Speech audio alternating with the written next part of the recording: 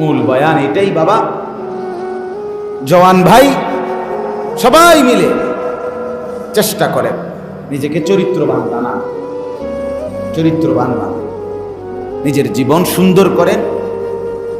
আল্লাহকে মানলেই সুন্দর, নামাজ পড়লেই সুন্দর, মানুষের চোখেও সুন্দর, আল্লাহর চোখেও সুন্দর, দুনিয়াতেও সুন্দর, আখিরাতেও কি সুন্দর। রাসূলুল্লাহ সাল্লাল্লাহু আলাইহি সাল্লাম বলেন, যাকে মুমিনরা মুসলমানরা ভালো বলে আল্লাহ তাআলাও কি হিসাবে গ্রহণ করে? ভালো হিসাবে গ্রহণ, ভালো হিসাবেই আপনার চলা ফেরা উঠা বসা। একজন যুবক, আমি সামর্থ্যবান, আমার শরীর স্বাস্থ্য সুস্থ, আমাকে কেন মানুষ খারাপ বলবে, মন্দ বলবে? কি কারণ? আমার তো না ভাঙ্গা না, আমার চোখ অন্ধ না, আমি কানে শুনি না এমন না, আমি তো বোবা না, আমি বিকলাঙ্গ না, আমি প্যারালাইজড না, পঙ্গু না, আমার হাত পাও ভাঙ্গা না, আমি সুস্থ সামর্থ্য মানুষ। সেই আমাকে মানুষ ঘৃণা করবে কেন? আমাকে মানুষ নির্লজ্জ, বেহায়া, অসভ্য বলবে কেন? ভাইয়া বলো মিয়া।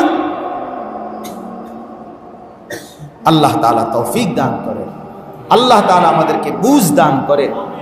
আল্লাহ তাআলা কোরআনুল কারীমের মধ্যে বলছেন, ইন্নাহুম ফিতিয়াতুন আমানু বিরাব্বিহিম ওয়া জিদনাহুম হুদান।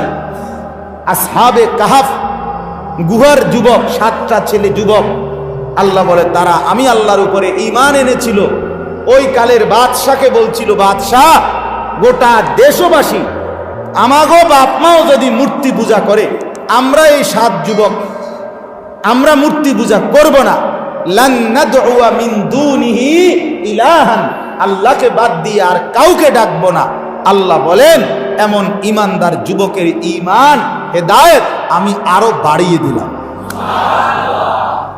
শাবুন নাশাআ ফি ইবাদাতিল্লাহ, আল্লাহ নবী সাল্লাল্লাহু আলাইহি সাল্লাম বলেন, গুনাহ থেকে মুক্ত থেকে আল্লাহর বন্দেগী করেছিল যেই যুবক, আল্লাহ তাআলা আরশে আজিম থেকে ঘোষণা দেয়, যুবক তুই আমাকে যৌবনকালে সেজদা দিলি, আমি ওয়াদা দিলাম হাসরের ময়দানে আমার আরশের পাশে তোকে বসাবো। ওই যে সাইফুল আমার পাশে বসছে, ওটা আমার ছাত্র, আমার বহুত মহব্বতের ছাত্র। আমি যখন সোনাকান্দা মাদ্রাসায় পড়াইতাম তখন সে আমার কাছে পড়ছে, ও খুব খাস ছাত্রদের।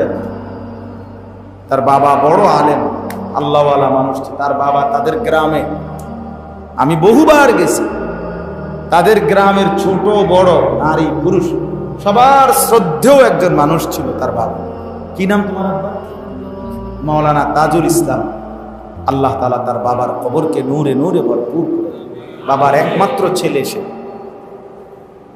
তো আল্লাহ তাআলা বলেন, যুবক আমি তোকে হাসরের ময়দানে কোটি কোটি কোটি কোটি মানুষের মধ্যে তোকে আমি আমার পাশে বসাবো, আমার আরশের নিচে ছায়া দেব। মানে কি? আরশের কাছেই কি বসাবো।